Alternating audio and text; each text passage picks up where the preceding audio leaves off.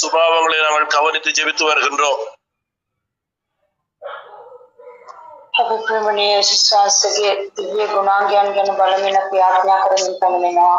இன்றைய காலையிலும் கூட விதமாக இயேசு தன்னுடைய வாயை திறவாதிருந்தார்.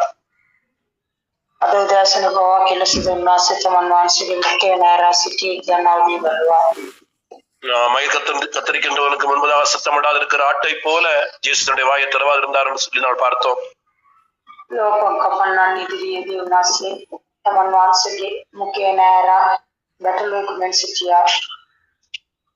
நீங்கள் 1 தீமோத்தேயு 6 அதிகாரத்துடைய 14 வசனம் படிப்பீர்களே ஆனால் 1 தீமோத்தேயு 6 அதிகாரத்துடைய 14 வசனத்திலே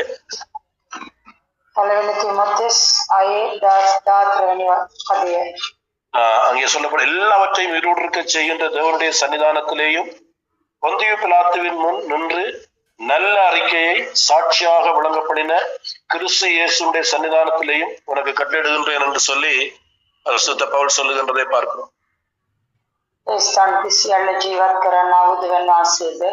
Pontius Pilat ඉදිරියේ ව්‍යාපත් ප්‍රකාශනයක් කළා වූ ක්‍රිස්තුසේස්වාන් செய்து ඉදිරියේ නුඹට ආඥා කරමි. பாருங்கள், இது ஒரு சமூகமாகவே மாறினதாக இங்கே சொல்லப்படுகிறது. பொந்தியு பிலாத்துவுக்கு முன்பதாக நல்லறிக்கை பண்ணினதான இயேசு கிறிஸ்துவினுடைய சமூகம் என்று வாசிக்கிறோம். මේ ස්ථානයේදී එක අභිමුඛයක් කියා කියනු ලබනවා. Pontius Pilat ඉදිරියේ ව්‍යාපත් ප්‍රකාශනයක් කළා වූ ක්‍රිස්තුසේස්වාන් நான் காலையில் சொன்ன காரியங்களை மறுபடியும் சொல்ல விரும்பவில்லை. எப்படியோ கர்த்தர் எங்களுக்கு ஆண்டவர் தாமே நாம் அதாவது நம்முடைய எல்லா சூழ்நிலைகளிலும் இயேசுவை போல நம்மை விளங்க பண்ண நல்லறிக்கையை நாங்கள் சாட்சியா விளங்க பண்ண கர்த்தர் நமக்கு கிருபையும்படியாய் நாம் கர்த்தரை ஸ்தோத்திரம் பண்ணுவோம்.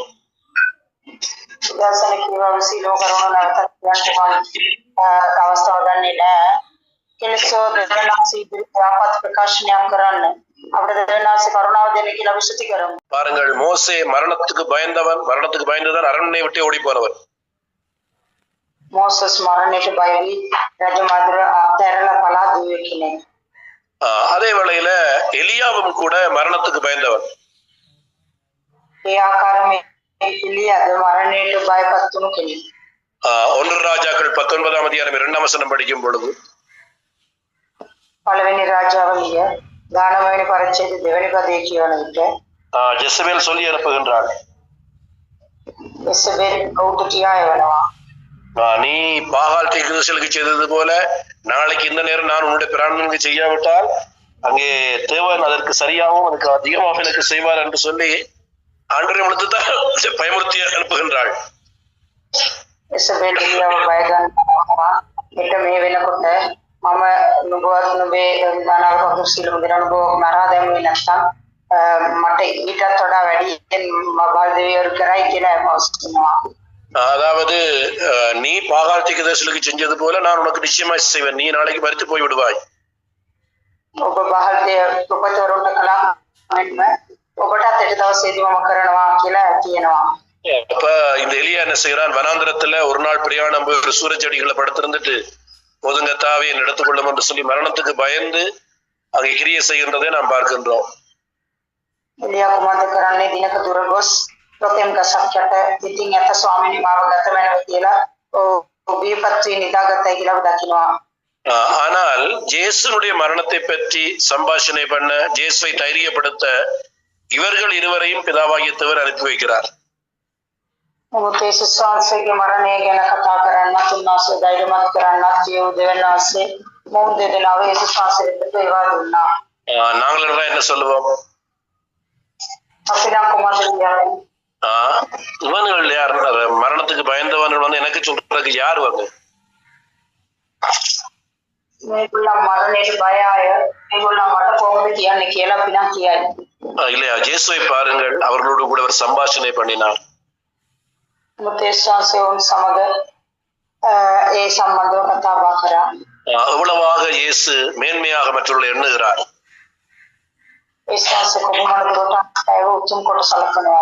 அதாவது மற்றவர்களை அற்பமாக எண்ணாத ஒரு நல்ல சுபாவத்தை நாம் இயேசுவிடத்துல காண்கின்றோம். අන්නයව සුළු කොට සලකන්නේ නැති පහත් කොට සලකන්නේ නැති ආපත් ගුණ. நாம் ஜெபம் பண்ணுவோம். கிருபையாக நம்முடைய ஆவிக்குரிய வாழ்க்கையில பல சூழ்நிலைகள பல சந்தர்ப்பங்களில நாம் மற்றவர்களை அதிகமாக அற்பமாக எண்ணுகின்றோம். අප විවිධ අවස්ථාවලදී විවිධ වෙලාවලදී අපි අනිත් අයව බොහෝසෙන් සුළු කොට සලකනවා. நமக்கு யார் மீதாகிலும் காரியங்கள் சொன்னால் அவர்களுடைய குறைவுகளை பார்த்துத்தான் நாங்கள் கணக்கெடுக்கின்றோம். අපිට කවුරුන් මොනවාදයක් කියන්න ආවනම් ඔවුන්ගේ අඩුපාඩුකම් දැස බලමින් තමයි අපි ඔවුන්ගේ ජීවිත මනින්නේ. இயேசுவை பாருங்கள், அவர் அங்கே மோசேயையும் எலியாவையும் அற்பமாய் எண்ணவில்லை. அவர்களோடு கூட பேசுவதை அவர் தவிர்க்கவில்லை. அவர் அவர்களோடு கூட சம்பாஷணை பண்ணுகின்றதை நாம் பார்க்கிறோம். ඒ ශාස්ත්‍ර බලන මොසස් එලියා සමග කතා කිරීම උන්වහන්සේ එය මගහැරියේ නැහැ. ඔවුන් සමග උන්වහන්සේගේ මරණය ගැන උන්වහන්සේ සාකච්ඡා කරා. ஆமென். கர்த்தர் தாமே நமக்கும் கூட அப்படிப்பட்ட நல்ல சுபாவத்தை தரும்படியாக நாம் ஜெபம் பண்ணுவோம்.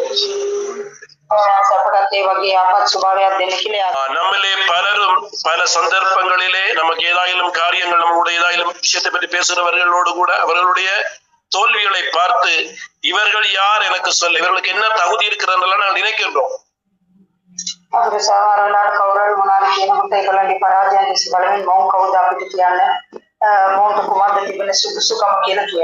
இவர்களுடைய வாழ்க்கையிலேயே குறைவு இருக்கின்றதே. இயேசு அவிதமாக மோசே எலியாவை பார்க்கவில்லை.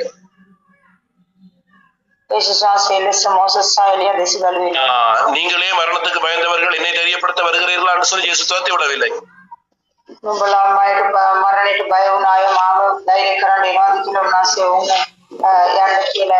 அவர்களோடு கூட ஆண்டவர் சம்பாஷணை பண்ணினார் என்று சொல்லப்பட்டிருக்கிறது.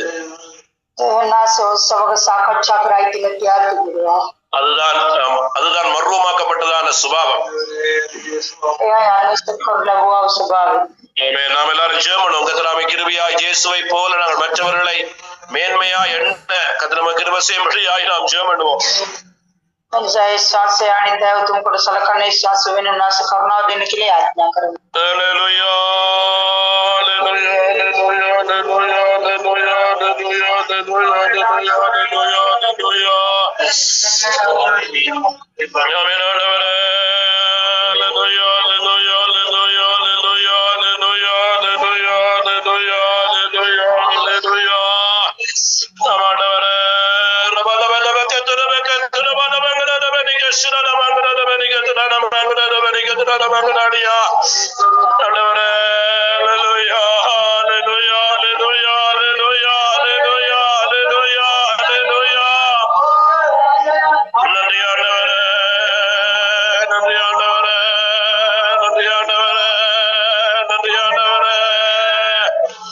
மற்றவருடைய குறைவுகளை பார்க்காமல் மற்றவருடைய தோல்விகளை பார்க்காமல் ஆண்டவரே அவர்களை மேன்மையா என்ன ஆண்டவரே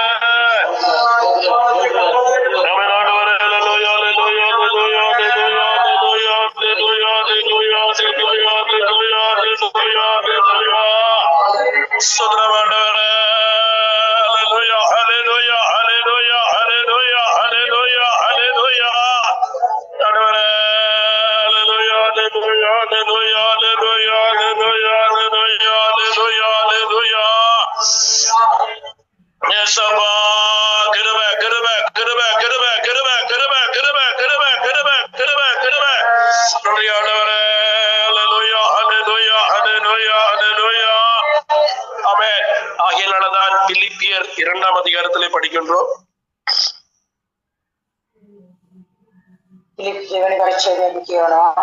அதனுடைய 3ஆம் வசனத்திலே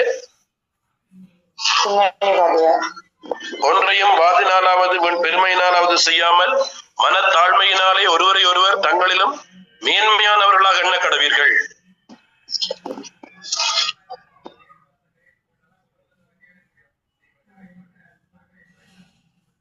பிலிப்பியர் 2ஆம் அதிகாரம் 3ஆம் வசனம்.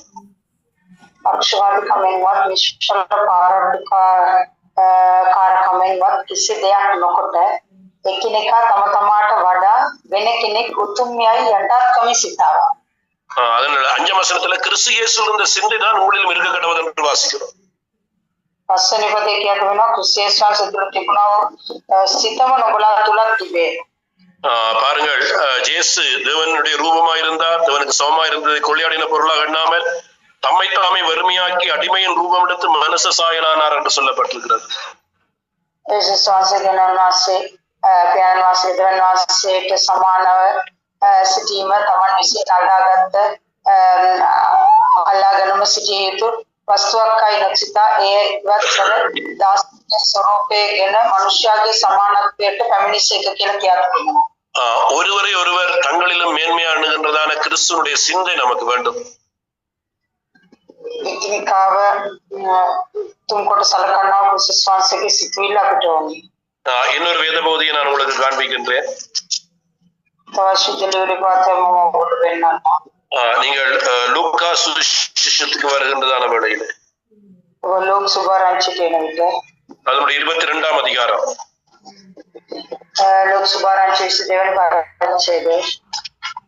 43ஆம் வசனத்திலே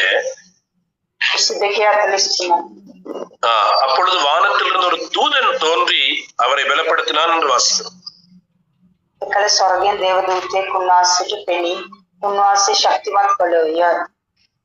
தூதர்கள் யார் தெரியுமா? இயேசு கிறிஸ்துவுடைய கல்வாரி பலியின் மூலமாக ரட்சிப்பை சுதந்திரிக்க போறவர்கள் நிமித்தம் ஊழியம் செய்யும்படி அவர்கள் எல்லாரும் அனுப்பப்படுகின்ற பணிவுடையனுடைய ஆவியா இருக்கிறார்கள்.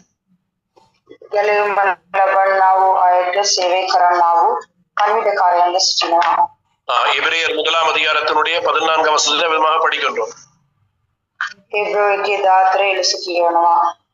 பாருங்கள், தூதன் தோன்றி இயேசு பலப்படுத்துகின்றான்.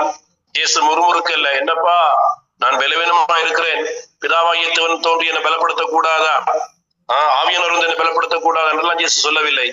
தூதனுடைய பலப்படுத்தலை இயேசு ஏற்றுக்கொள்ளுகிறார்.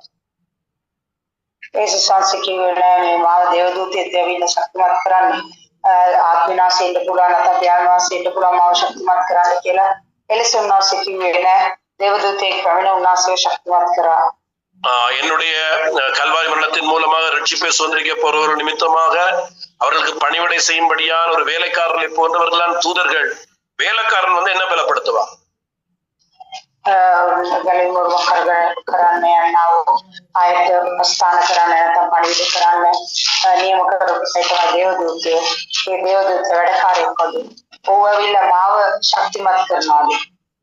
பாருங்க, நாங்கள் சில வேளைகளில் நாம் ஒரு ஸ்டாண்டர்ட் வேண்டாமா என்று சொல்லி நாம் பல விதத்துல நாம் காரியங்களை தவறாக பார்க்கின்றோம்.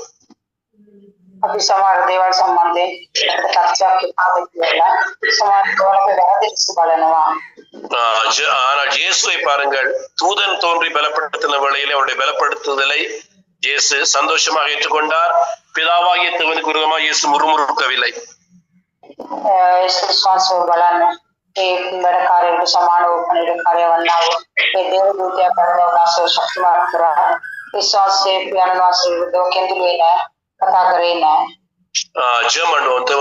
கிருபையாய் நம்மிலும் பார்க்க தாழ்ந்தவர்கள், பலவீனர்கள், நம்மிலும் பார்க்க ஆவிக்குரிய மட்டத்தில் குறைந்தவர்கள் நமக்கு ஒரு ஆசீர்வாதமோ ஒரு வார்த்தையோ ஒரு பலப்படுத்துறான காரியத்தையோ அவர்கள் செய்யும் பொழுது நாம் அவர்களை மேன்மையாக எண்ணி சந்தோஷமாய் நாம் ஏற்றுக்கொள்ள இயேசு போன்றதான இருதயத்துக்கு நமக்கு தரும்படியாய் நாம் ஜெபம் பண்ணுவோம்.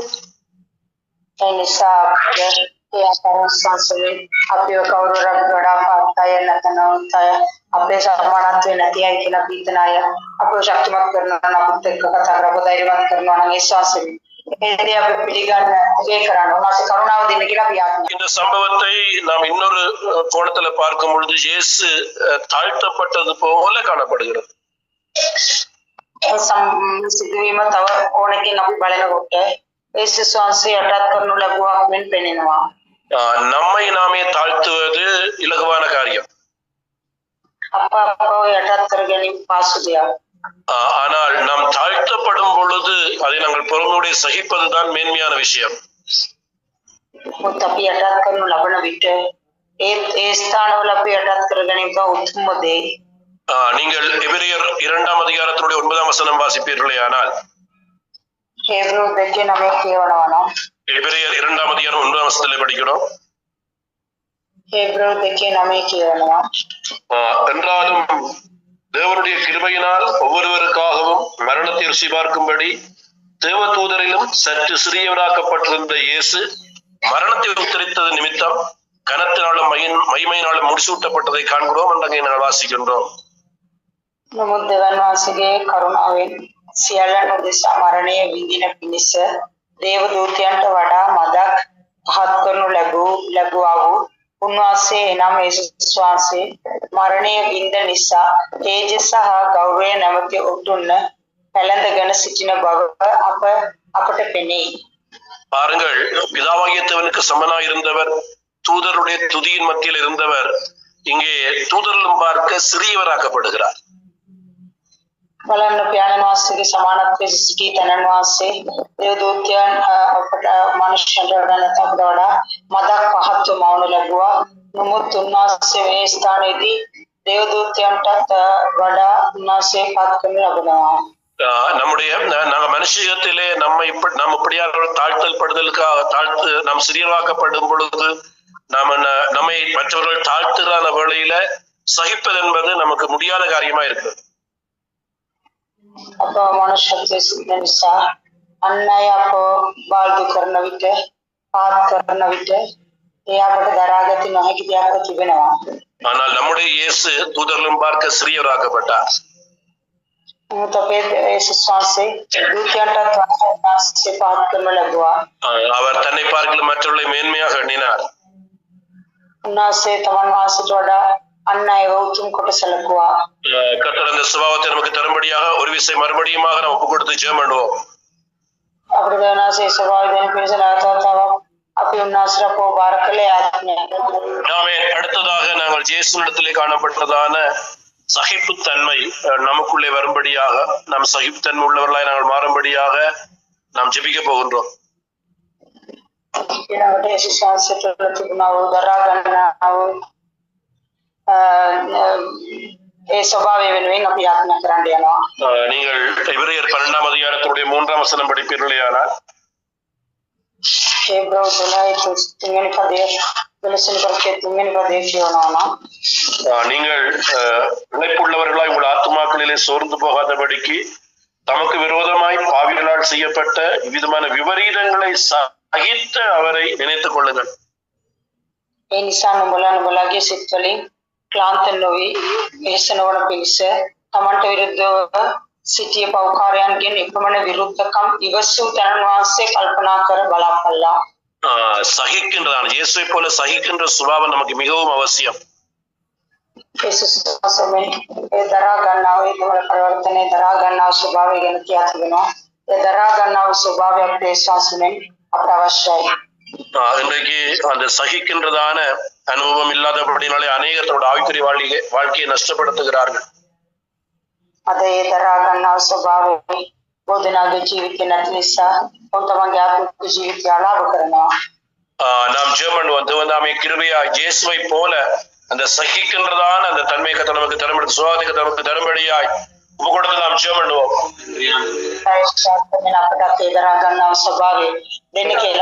நாங்கள் யாக்கோபு 1ஆம் அதிகாரத்தினுடைய 12ஆம் வசனத்திலே படிக்கின்றோம்.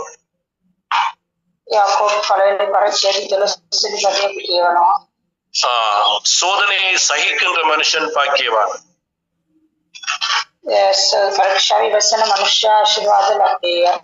நாம் சோதனையை சகிக்கவன் முடிங்கே படிக்கின்றோம்.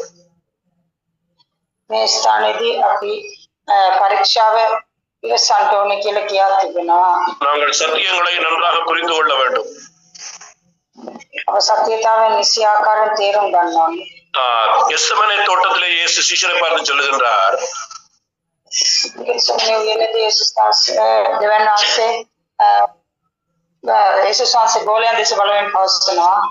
சோதனைக்கு உட்படாதபடிக்கு நீங்க விழித்திருந்து ஜெபிங்கன்னு சொல்லுகிறார்.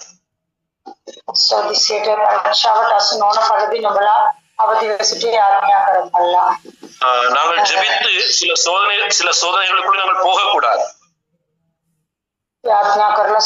පරීක්ෂා තුළට පසු නොවිය යුතුයි.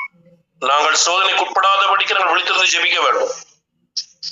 පරීක්ෂාවට අසු නොවී සිටින පිණිස අවදිව සිටිය ආඥා කළ යුතුයි. அதே வேளையில நாம் சில சோதனைகளை நாங்கள் சகிக்க வேண்டியவர்களா இருக்கிறோம். ඒ වගේම සමහර පරීක්ෂාවල් අපි ඉවසිය යුතු නැත්නම් දරාගත යුතුයි. நாங்கள் இயேசுவை போல விபரீதங்களை சகிக்க வேண்டும். යේසුස් වහන්සේගෙන් අපි අන් අය විසින් කරනු ලබන සතුරුකම් ඒවා අප විඳ දරා ගන්න ඕනේ. மாத்திரமல்ல சோதனையை நாம் சகிக்க வேண்டும். ප්‍රමාණයි පරීක්ෂාවල් අපි දරා ගන්න ඕනේ. ஜெர்மன் நாம் சகிப்புத்தன்மை அதிலே நாம் சோதனைகளை சகிக்கின்றதான கிருபையை கர்த்தர் நமக்கு தரும்படியாய் நாம் ஜெர்மனுவோம். එනිසා පරීක්ෂාවල් දරා ගන්න කරුණාව අපිට දෙන්න කියලා අපි ආඥා කරමු. ஆமென். முதலாம் தெசலோனிக்கேயர் 3ஆம் அதிகாரம் 3ஆம் வசனம் படிக்கும் பொழுது පළවෙනි තෙසලෝනික 3:3 කියවන්නේ நாம் உபத்திரவங்களை சகிக்க நாம் நியமிக்கப்பட்டிருக்கிறோம் என்று வாசிக்கிறோம்.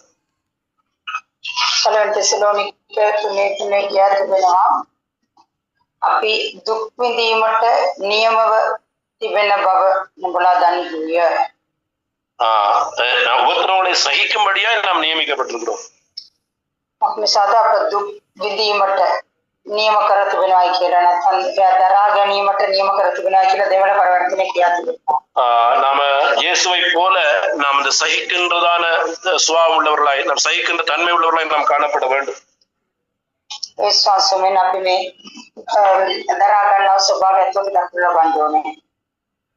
நாம் ஜெர்மன் நாமே கிருபையாய் நமக்கு வருகின்றன உபத்திரவங்கள் உங்களுக்கு எல்லாம் உலகத்தில் உபத்திரவம் உண்டு என்று இயேசு சொன்னார். எல்லா உபத்திரவங்களையும் நாம் சகிக்க கர்த்தர் நமக்கு அதிகமான கிருபை. இயேசுவை போல நாம் விபரீதங்களை சகிக்க, சோதனையை சகிக்க, உபத்திரவங்களை சகிக்க கர்த்தர் நமக்கு அனுக்கிரகம் செய்யும்படியாய் நாம் ஜெர்மனுவோம்.